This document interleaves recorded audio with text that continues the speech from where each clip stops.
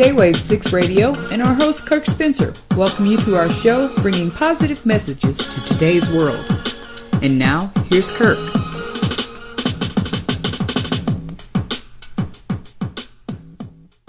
Hello and welcome to K-Wave 6 Radio. Today's show is about our society and what we see in our society, whether it is something that we experience on a personal level or something that we experience as far as, let's say, as far as global climate change. Okay, not saying that global warming, but global climate change, because we can see that it's changing. The argument basically is whether it's going hot or whether it's changing to cold or whatever the case may be, and that we addressed on a previous show with Ben Davidson. What I'm talking about now is what do we see, what do we experience that is something that either we can change or things that we have to accept. Okay, climate change is one of those things that we basically have to accept because there is no way for us to change what's going on the sun and in the cosmos, because we are not experiencing something that is just solely from our planet. Okay, it goes beyond anything that we can do. So paying a tax and lowering your carbon emissions and all that, yes, the tax won't help, but the lowering the carbon emissions will help. Stop destroying the trees that produce oxygen for us and all these other things. Yes, those are things that we can stop and change and make our lives better. However, let's go back to what can we change. And here's something that I wrote just as a question here. How has our thinking patterns been changed? How have they been changed? From monotheism to polytheism, back to monotheism, and a sprinkling of atheism. From the genius of the ancient world to abject ignorance that we live in pretty much now, to a burgeoning technical present with an utterly confused social religious life. And thoughts that shape our present, and who is shaping our present. It brought me to a thought of thinking about slavery. I believe it was Harriet Tubman who said, "I would have been able to free thousands of more slaves if they knew that they were slaves." Most of us don't believe that we are in a form of slavery. Now, if you've heard of the expression, we are wage slaves, in other words, we're working for the dollar. There's been many songs about it, living for the weekend, so on and so forth. We work so we can play, is basically what it boils down to. And we have become so accustomed to that way of life, we have actually become supporters of the slavery that we have. We want our work back. We want to work for someone else. We need more money, and then we complain that the rich are taking from the poor. They're the parasites, which in that instance is true. They are the parasites of our world today. Now, there is something I'm looking for here. Here it is. This is coming from the dictionary, and starting from the word origin. It is a parasite is an animal or a plant that lives in or on another, the host, from which it obtains nourishment. The host does not benefit from the association and is often harmed by it. Or a person who habitually lives at the expense of others. Now, you may say, well, the rich people have a way of looking at that and saying, yes, we're living at the expense of them, but if we don't work, or maybe they're just saying, I have enough workers, So you are now, that's the way they probably think about it. I'm talking about the elites, is that they will say, hey, I have enough workers and I can pay them what I want. The one that's basically in the news these days a lot is, yes, you can go work for a fast food restaurant. They're hiring like crazy, but they pay below minimum wage. So you are a wage slave just to get something that is below living standards. But I don't want to dwell on that either. Parasite, what really got me was a parasite, in one definition, was that the parasite that lives within the being actually gets the host to eat what it wants to eat, and it brings no nourishment to the host, but the parasite is actually the one that's benefiting. So you're eating and consuming something. You just say the word consume. You're consuming something that is not beneficial to you, is beneficial to your parasite, and you in turn are the one who is starving and suffering from malnutrition. Okay, just putting in biological terms.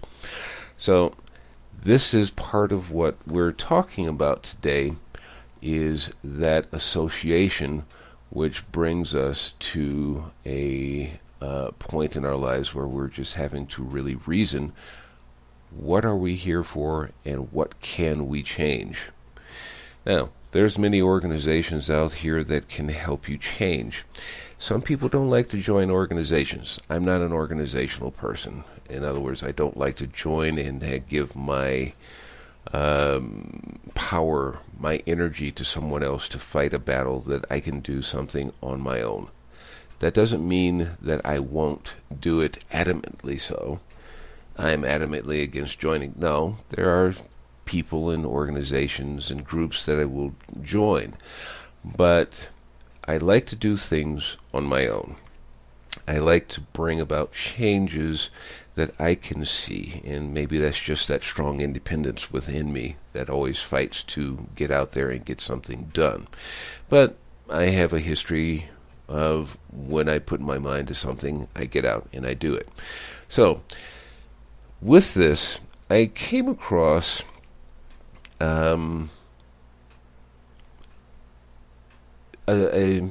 this is a prayer, and for those of you who are atheist, I'm sorry, but the show is going to dwell a bit more on those who, not religiously, but is going to address those of us who still have a belief in someone greater than us. In other words, I believe that the world was created. By whom and how is unimportant, because that would leave us into a religious discussion. But there is someone that is greater than us, because I don't believe that it's a coincidence that the world and we and everything that exists happened by accident or by some unknown concerted energy just coming together, because when we come down to it, is who and what created the energy? Did it just exist and come about on its own? But anyway, I digress with going into that. Anyhow, like I said, this is not going on to a religious basis. It's just stating the facts as I see them. So, the Serenity prayer, which we're going to take apart little bit by little bit. You more than likely have read it or seen it or even have memorized it somewhere down the line. And it goes this way: God, grant me the serenity to accept the things I cannot change, courage to change the things I can, and wisdom to know the difference. I hope to tear this apart and put it back together as we go through here. But I want to start with courage to change the things that I can. We all know that the U.S. and other governments nowadays are dying. There are dying empires, especially the United States. And people say, well, the United States wasn't an empire. Well, think about the biggest, well, it used to be the biggest building in the world back when it was created. It was called the Empire State Building, right in New York. So, if it's not an empire, why would you build a building called the Empire State Building? So anyway, we have an empire that is dying not from being attacked from some exterior forces. It's not dying because people of Islam have attacked the United States. It's been attacked from within. We see a government now that has done very little of anything for the past 6 years. Actually, longer than 6 years, actually. And I'm not talking about a particular person, but I'm talking about the whole political system and how the corporations have come to dominate the U.S. government and the world governments, for that fact, and they are the true parasites. Now, with that being said, how can you change things? You know, in last week's show with Stash, we did talk about that a little bit. How can we change things? Having the courage to change things, whether it's in a group or whether it's alone. One of the things you can do is you can stop buying the things that feed the corporations that you feel are harming you and your area. Okay, if you can't, by example, if you can't find what is a GMO food, then just go and find a organic market and buy from them. Yes, I know in YouTube videos, at least from my point of view, you find that the police are raiding these places. Fine, until they raid the one that you want to buy, because they're not harming or arresting people who buy from them. They're trying to close the stores. But those are places that you can buy your wholesome food from. That's one way you can do it. As we should say, another way that you can do it. What about other things? Well, there are things that you can find. Anything that you're finding, you don't need a group of people necessarily to make change. The change has to start from within. Now, there is something else that I do want to get to here real quick, and it is a quotation. And the quotation reads, "The genius of any slave system is found in the dynamics which isolate slaves from each other, obscure the reality of a common condition, and make united rebellion against the repressor inconceivable." This is a quote from Andrea Dworkin. I'll put up some of these quotations on the blog on my webpage later on today. It'll be there by the time you listen to it, put it that way. And of course, the website is www.kwave6radio.tk. That's www.kwave6radio.tk. Now, with all of that being said, we're going to take our first break for the show, and we'll be right back. So stay with us, and there's more to come.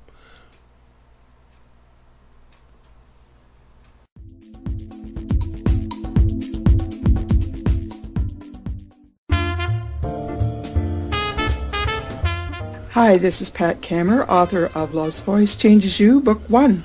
And I now have Book 2, which is called Hello Awesome, Message from Spirit in Pat's Patters. Buy your book from Amazon.com.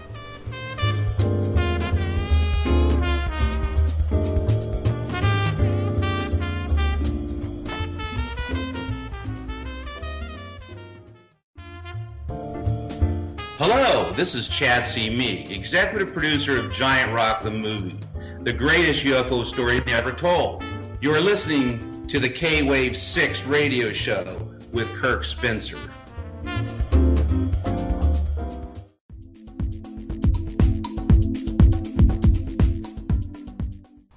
Welcome back. In our first segment of the show, we were talking about, before the break, we were talking about courage. So let's take a look at the word courage from a dictionary's point of view. From its origins, circa 1300, from the old French courage, the word meant heart, which remains a common metaphor for inner strength. Okay, so with looking at that from that point of view, let's go to modern day understanding of what courage is. The quality of mind and spirit that enables a person to face difficulty, danger, pain, etc. without fear, considered to be bravery. Okay. Synonyms such as fearless, dauntless, intrepidity, pluck, never use that word, spirit. That is something that's, for some people, it's an uncommon strength. It's something that makes you rise to the occasion. I've done this many times in my own lifetime. I don't generally do it for myself, but I have done this for other people when I've seen someone suffering through something, and give them some time to see if they're going to do something, if they find that inner strength to do it, or they have been beaten down so much that they can't find that inner strength. Maybe it's just gone. I don't know the reason, and it's really unimportant. But there's somebody there that, in this case, me, who just said, oh, this is enough. I can't stand by, sit by, whatever, and watch someone else suffer because another person has just become such a parasite they want to literally now at this point kill that person and go on to somebody else. Well, maybe not literally, but anyhow. So I step up and I have defended the weak and those who felt helpless in any situation that I was close to, and help them out of it. You don't do this for praise, and honestly, I can't remember some of the people that I have actually done this for, because it wasn't something that I was looking for, the pat on the back, or let's get you into the newspaper. No. If that would happen, I would disappear into the woodwork very quickly. But the point of courage is that when you see something that is unjust, and you feel that urge to, I can't stand by to watch, that is the courage that the Serenity prayer is talking about. Is when you see an injustice, whether it be for yourself or for someone else, you find that inner strength, that heart. You, going back to the origins of the word, you find that heart, that strength within to stand up, or whatever it is that you have to do, and say, enough is enough. So, how do you do it? How do you go about getting to be where you feel the society is going crazy, is going wrong, or just something in your own area has just gone too far? When do you stand up? And as the expression goes, stand up and be counted. Okay, not so much of counting, but when do you stand up and say, stop? Something has to change. Now, courage can also be said that you have the courage to look within yourself, to see who and what you are, and to see, have you become a part of that system? Have you allowed that parasite within, or are you the parasite that is actually causing the problems? And taking the courage to go, ooh, I need to change me. This is something that even Mahatma Gandhi has talked about many times when in his lifetime, when he says, become the change you want to see. So, if you are causing the problem, or you are perpetuating that problem, can you be honest with yourself and see, I need to change? And what do I need to change to? Or how do I need to change to make life better, not only for me, but for those around about me? Yes, we know that governments are dying from within, but we can't blame it on the government, because the politicians were what? Elected by the voters. So they are only doing what the people elected them to do. They're only doing what you put them in office to do. If you're one who votes, then you can't pass the buck off on somebody else. I know we like to pass the buck. In our society, it's somebody else's problems. It's always somebody else. We like to point the finger at, oh, it's his problem. It's their problem. And the one that's going around nowadays is pointing at President Obama, for those of you who live in the United States, and saying, President Obama is no good. He's doing this. He's doing that. It seems that the societies nowadays look at a president in a country that has a constitution. The Constitution was put there to limit the government, not to limit us. But we accept the fact that we have limitations, and we seem to have forgotten that we have the responsibility to make sure the government is running the way that we believe it should be run. Now, if we are scattered, as the quotation before the break went, we are all divided and we can't agree on anything, and if we can't just look at the government as being the government without having to throw in religious beliefs, and I do say religion or religious beliefs, because that's what really is dividing a lot of us, is our religious beliefs, the details. My religion is different than yours, and yours is not as good as mine, and so on and so forth. This is those things that divide us. There's a common core within religion, and this is, from my experience, a lot of the reasons why people are becoming atheists, because people are arguing about their definitive differences, those details that makes me different from another. That's why, as you've heard in other programs of mine, there are basically 3,000 different Christian denominations all saying we love Jesus Christ, but their differences are the details. Why do you argue about details when you should be working on the similarities and understanding that, hey, we have a creator, we have someone that is superior to us, or if you prefer to look at it that, okay, the universe will take care of us. It's just another way of saying God is there. But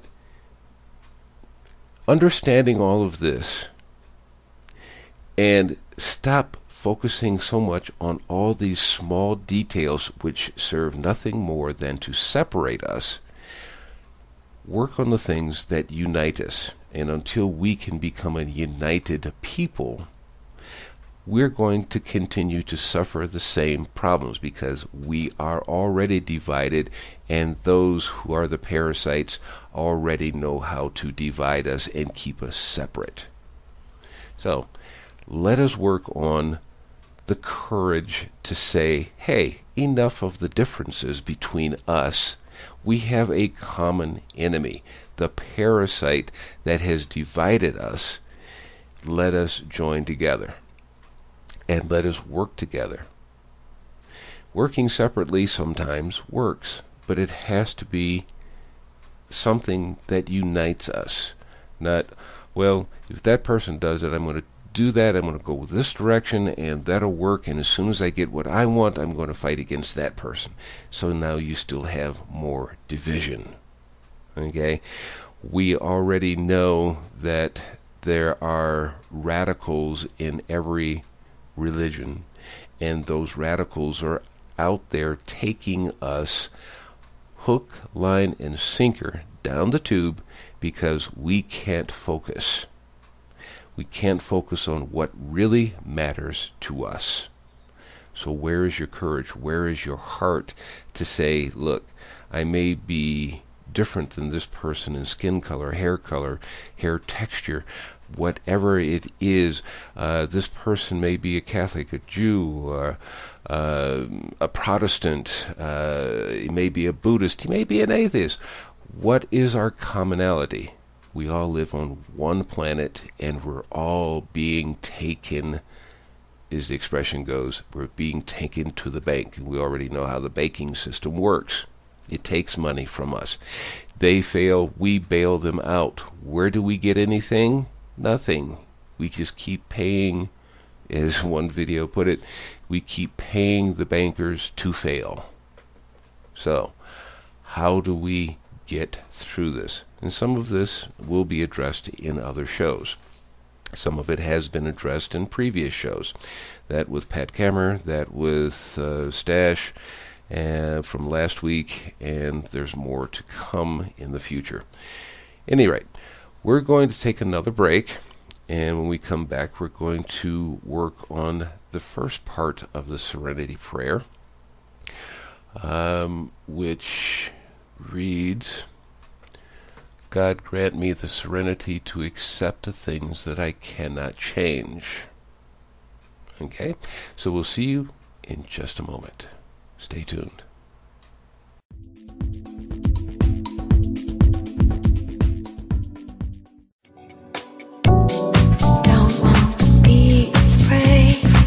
Do you need a website or a webmaster for your business or hobby, a wordsmith for a research project, or for a script, an article, or even a language translator? Do you need an audio or visual project created or edited? Contact K-Wave 6 Productions at www.kwave6productions.tk for all of your website, writing, and audio and visual needs. Our rates are competitive and our services are excellent. That's K-Wave 6 Productions at www.kwave6productions.tk or email us at info@kwave6productions.tk.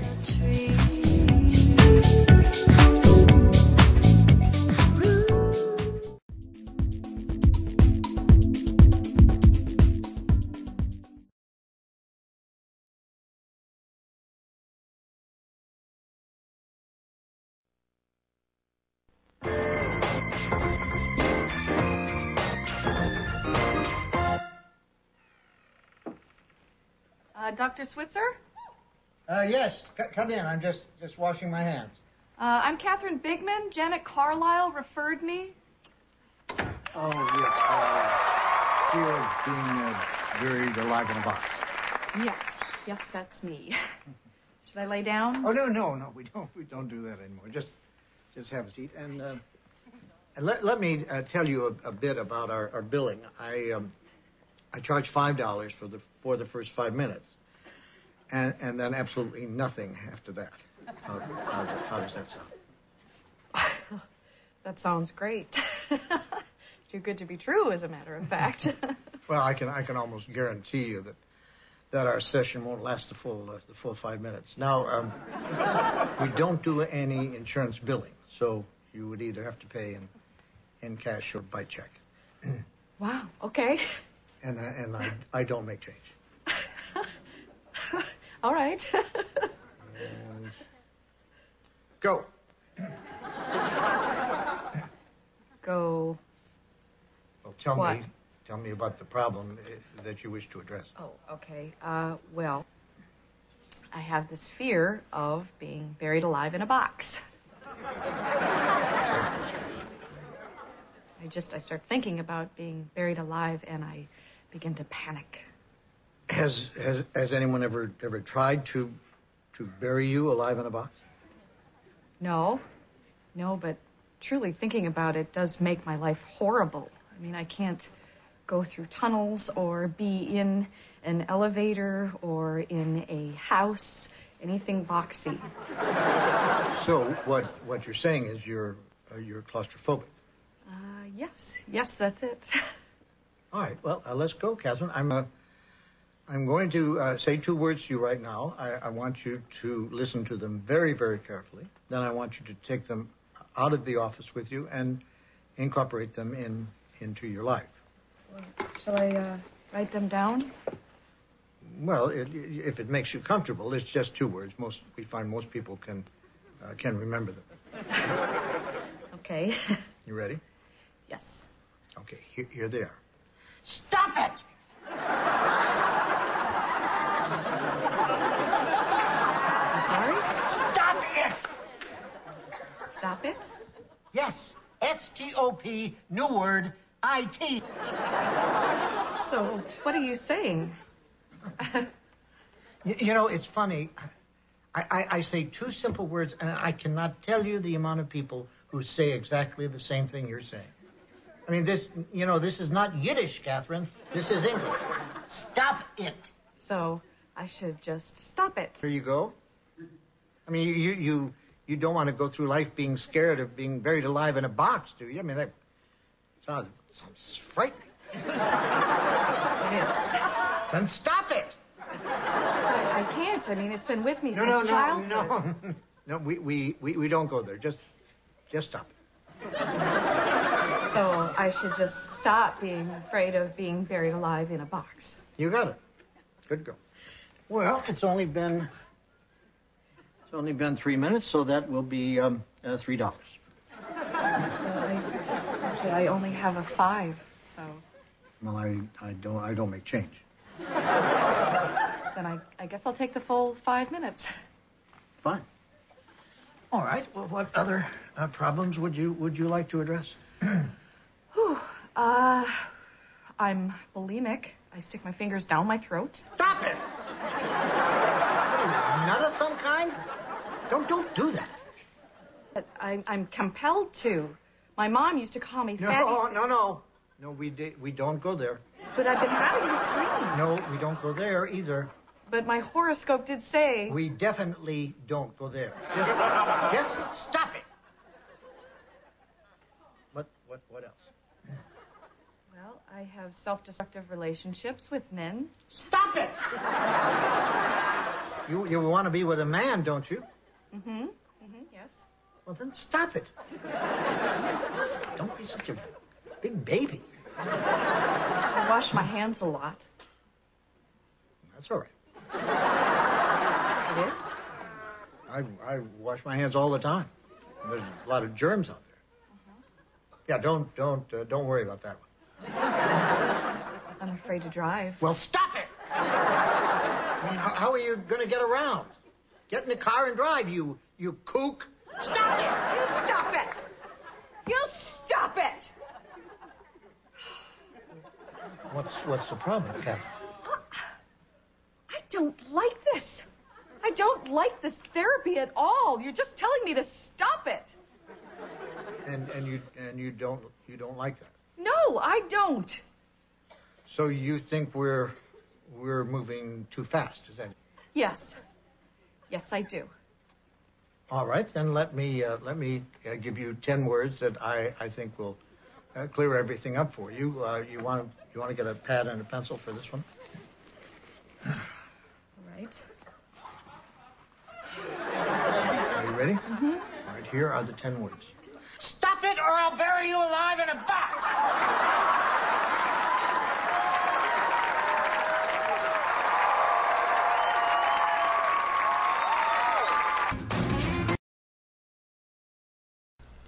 Now, that was a little clip that I found on the internet not too long ago.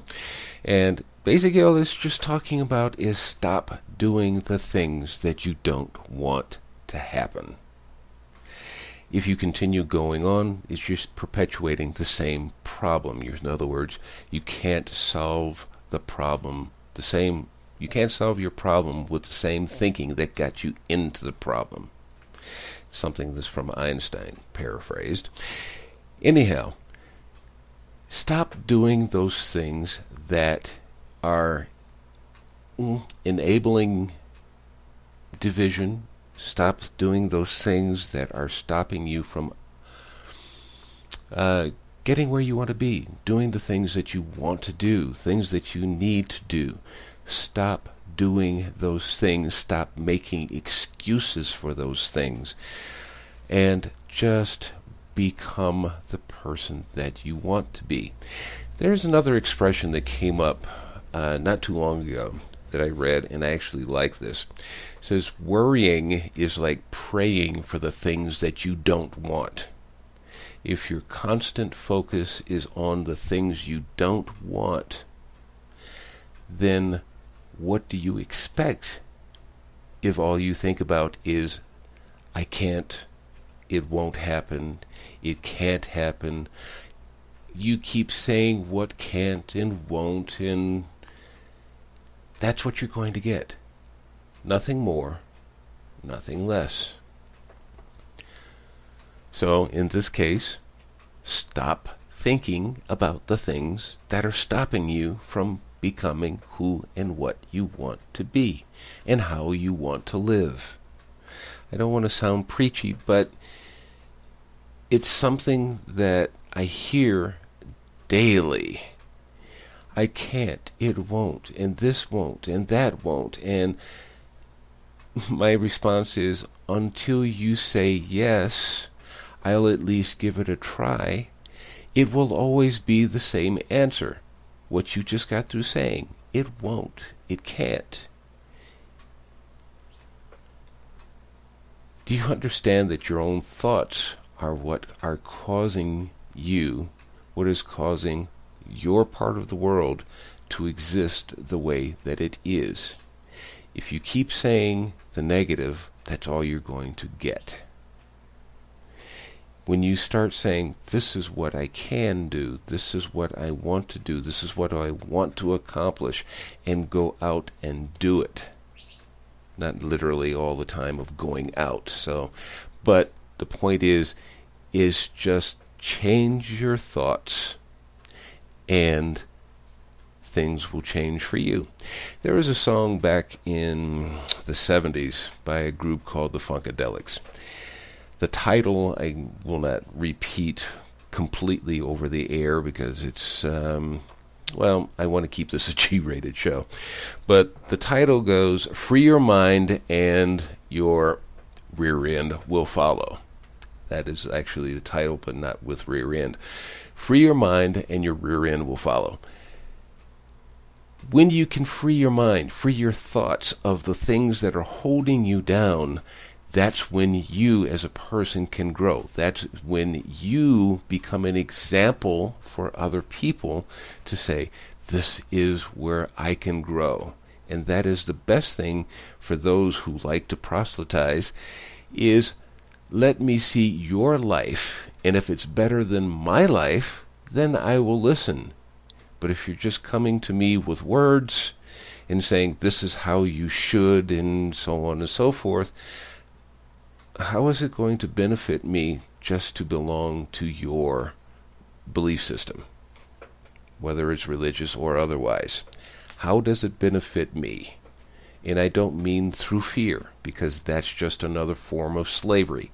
You're giving in to another master, the master being slavery. What was the expression that came up? Einstein says, if we live for the expectation of some afterlife, this is definitely paraphrased, if we are living for the expectation of some afterlife, then we are very sorry lot indeed. So, we have to live now, and, well, we have no other choice. We have to live now. So, what are we doing about now? So how is our now affecting our present and our future, whether it be immediate future or distant future or a combination of both? Free your mind. Become the person that you want to be, and stop giving in to the fear. That's the serenity, is finding that who you are, not what others expect you to be. When you can embrace yourself, accept yourself, love yourself, then you can love yourself, you can love others, and you can help your community, your society, possibly even on a worldwide basis, to be a better place. By accepting yourself, you understand, I have personal needs. I need the freedom to be me, and so does everybody else. No more parasites. You can shake off the parasites. You can embrace yourself and embrace others without fear, without... I was going to use a different word, but I think I'm just going to leave that one alone. But just being able to accept other people, that's one of the changes that we need to do. Stop focusing on the differences and focus on what can unite us as a society, as a race of beings, and understand what we're doing not only to each other, but to other life forms on this planet, whether it be animals, cats, dogs, you name it, insects, trees. All of these things were put here for a purpose. And what are we doing to them now? Whether we're doing it consciously or unconsciously, we are killing life on our planet. After our next break, we're going to touch on the last part of the Serenity Prayer. We'll be right back. Please stay tuned.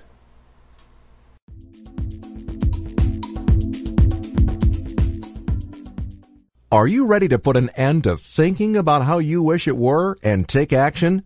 Take this step to find out more by going to coachingbyria.com. And you can receive your free consultation session with Coach Ria. Coach Ria is a certified professional life coach with a passion to help make the difference in the world.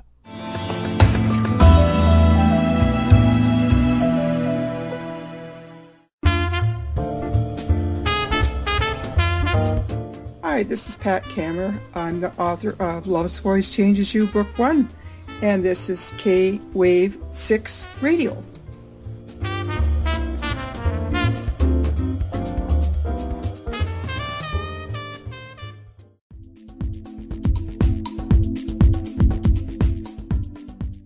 My arm hurt. I went to the doctor. I said, Doc, it hurts when I lift my arm like this. He said, don't do that. And welcome back. Before the break, we're talking about things that we can do to change.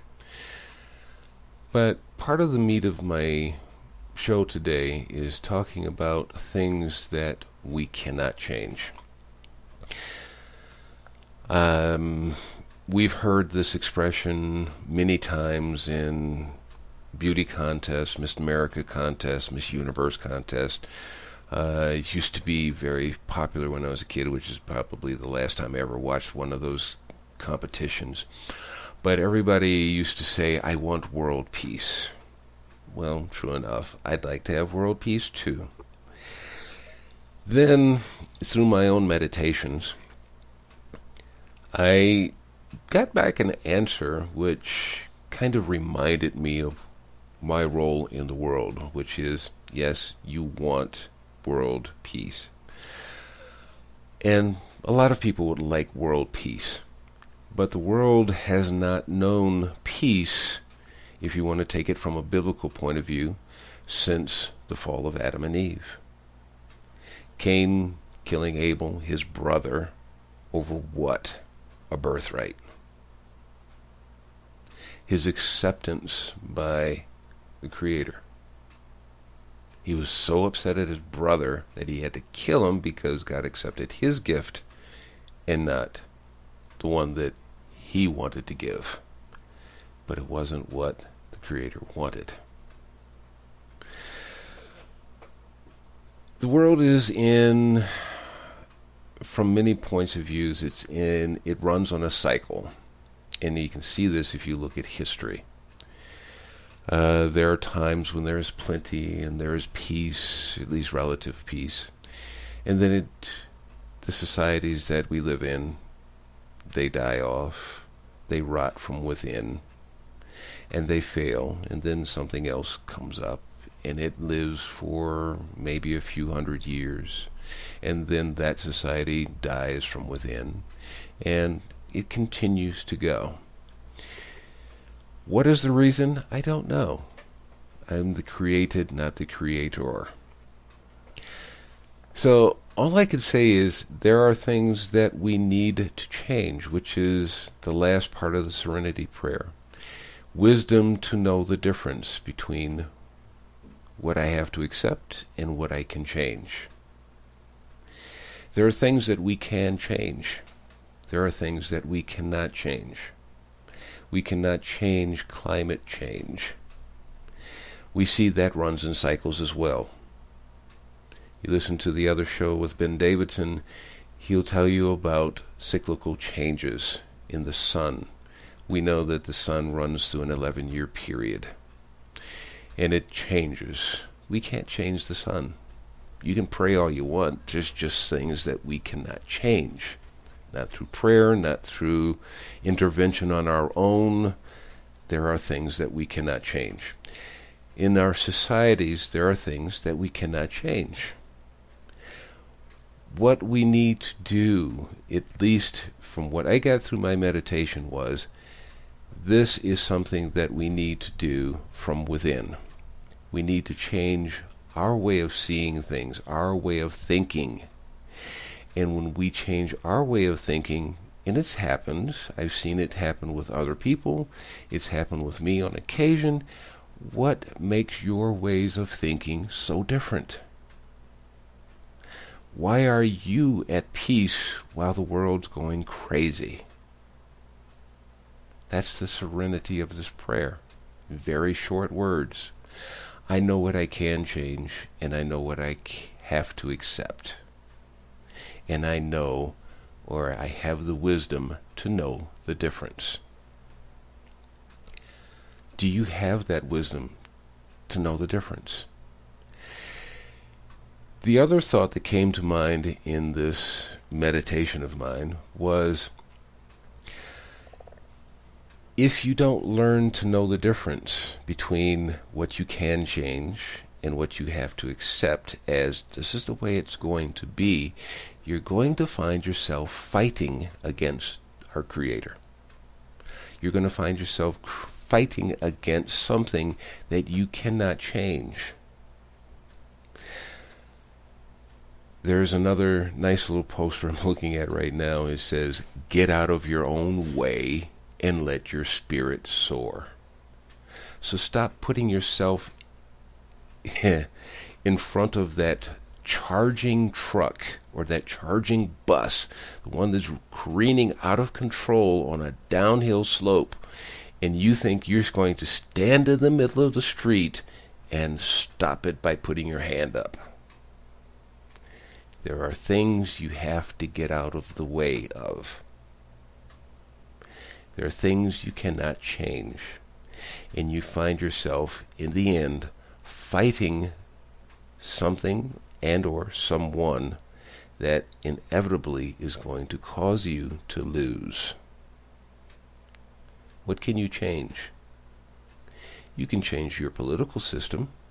After all, if you can find that one little thing that will make the political system go, yes, we are elected by you and not the corporations, so we have to obey the constituency instead of the money backers. That's one way you can win. Possibly. But the true winner is going to be the individual that finds that peace within, that happiness. You know the song, Happy. I won't play it here, but find that happiness within. Because if you're looking at all the bad things in life, all the corrupt things that are going on in the world, that's going to be your thought. That's going to be you getting in your own way and becoming part of that system of let's complain, let's holler, let's scream, and nothing happens. Find that serenity within. Get out of your own way. Let your spirit soar and become that what you want in the first place. Happy, peaceful, and loving. Very simple things to think about. And just like anger, just like rage, that love, that warmth, I'm not talking about the real mushy type because that turns a lot of people off, but the love of just accepting others, animals, insects, other human beings, regardless of their religious beliefs. There's a difference between hating a person and hating their actions. I can say I love I can say I can love any person of any religion, that person. I don't like what they do, possibly, but it's not the person. The person can change. So, love the person, hate the actions. These are simple things in life that we should be focusing on instead of focusing on those things that we really hate, other than, okay, how do I make the change? Can I make the change? You may not be the person for that job, but talk with a friend. Talk with someone who has the ability to make that change and go at it from there. These are things that we all have the capability of doing and need to do. Find your peace, find your happiness. That is the start for making the world a better place, or at least your community, as the world continues to go on its own pace. After all, however you see the future, from whatever angle you're looking at the future from, the commonality is we all want peace, love, and happiness, however you define that. Peace, love, and happiness, where everybody gets to live in love and be peaceful together. Not thinking about what's going to divide us, what can divide us, but what is it that joins us and makes us a whole society. With that, I'm going to bring the show to a close. I thank you for listening. I thank you for being here. We do have a show coming up this coming Thursday with Chad C. Meek of the Giant Rock, the movie. He's coming back, and he's just going to give us an hour-long interview, and I think you'll enjoy that. And be sure to check out the website at www.kwave6radio.tk. If you do have suggestions for the show, even a person that you would like to have interviewed here for all things that are positive, please by all means send us an email. You can do that through info@kwave6radio.tk, or suggestions, which is the preference, suggestions at kwave6radio.tk. That's your email. And remember, we are now on podcast.com, we are on iTunes, we are on Stitcher, we have an RSS feed, and we're also on YouTube channel, which you can find all on the website's homepage. Till next time, take care, be well, and live your life happily. Thank you for being part of our audience. For more information about K-Wave 6 Radio and the services we offer, go to www.kwave6radio.tk. Have a wonderful day.